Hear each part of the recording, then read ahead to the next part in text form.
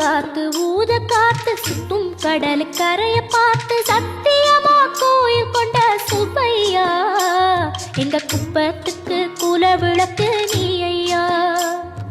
வாட காத்து வீச பார்த்து அலையை எதிர்த்து வலைய போட்டு மீன் பிடிக்கும் தொழில் நடக்குது முத்தையா. கரை மீண்டு வர காவல் உந்தன் வேலையா. திருச்செந்தூர் ஆண்டவனே வேல் முருகா தினம் உனக்கு நன்றி சொல்வோம் மால் மருகா. திருவடியில் தவம் இருப்போம் திருமுருகா. தீப்பெழுது நலமெனவே வடிவழகா.